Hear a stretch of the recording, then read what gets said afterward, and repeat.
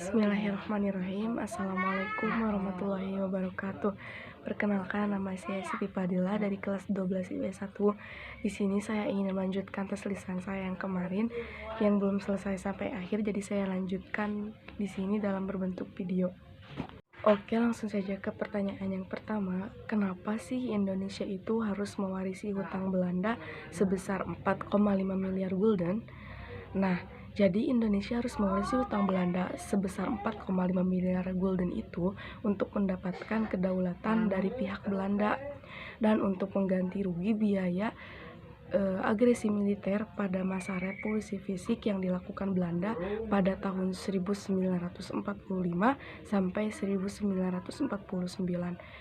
Nah, untuk pertanyaan yang kedua, kenapa sih terjadi perundingan-perundingan yang berlarut-larut gitu? Karena pihak Belanda selalu melakukan pelanggaran setiap diadakannya perundingan. Yang pertama ada Konferensi Malino. Konferensi Malino ini bertujuan untuk membahas negara-negara federasi yang ada di Indonesia. Jadi Belanda hanya menguasai wilayah timur Indonesia agar Belanda tuh dengan mudah menguasai wilayah Indonesia gitu lewat Konferensi Malino ini. Terus ada perjanjian atau perundingan Linggarjati setelah Konferensi Malino. Kenapa perundingan Linggarjati ini gagal? Karena pihak Belanda hanya mampu dan hanya bersedia mengakui 3 wilayah Indonesia, yaitu Jawa, Sumatera, dan Madura.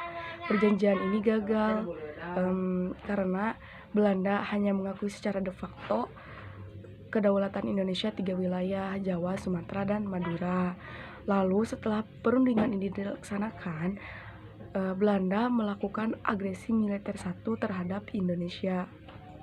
Nah, lalu setelah itu diadakanlah perundingan Renville yang merugikan wilayah Indonesia karena Belanda semakin mempersempit wilayah Indonesia, dan di sini pun Belanda hanya mengakui 3 wilayah Indonesia, yaitu Yogyakarta, Jawa Tengah, dan Sumatera.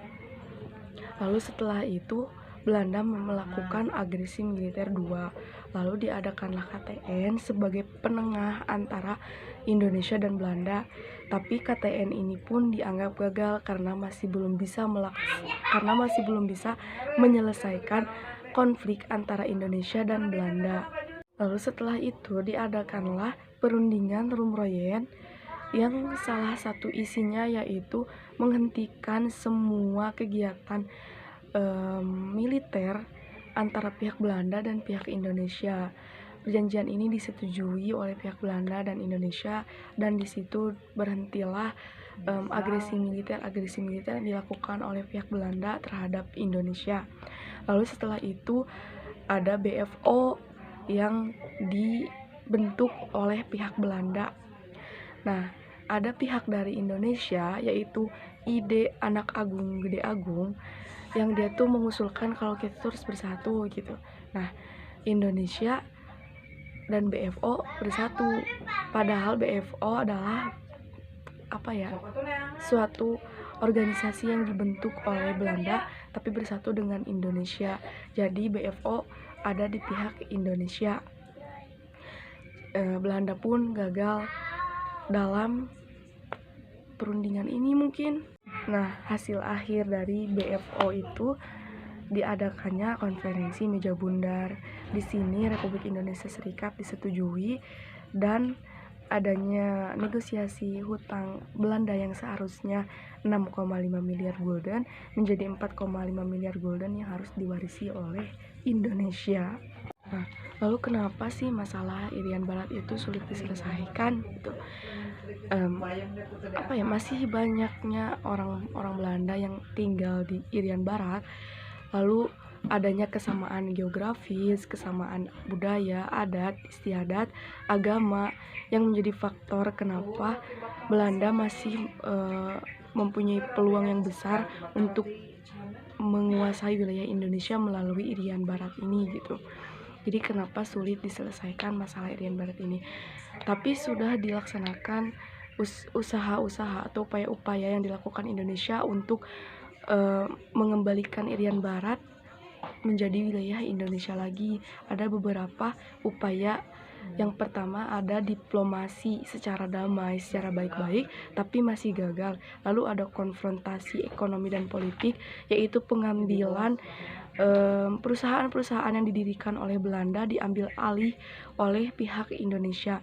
Lalu ada konfrontasi militer, yaitu dengan persenjataan. Kita mencoba dengan peperangan mungkin, tapi masih saja gagal.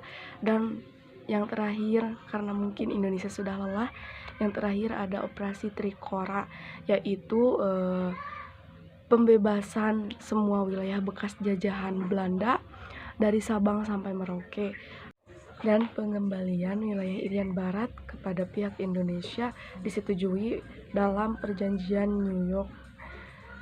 Oke, mungkin cukup sekian tes lisan dari saya. Mohon maaf apabila penjelasannya kurang bisa dimengerti dan masih banyak kata-kata yang kurang berkenan. Mohon maaf. Sekian dari saya. Wassalamualaikum warahmatullahi wabarakatuh.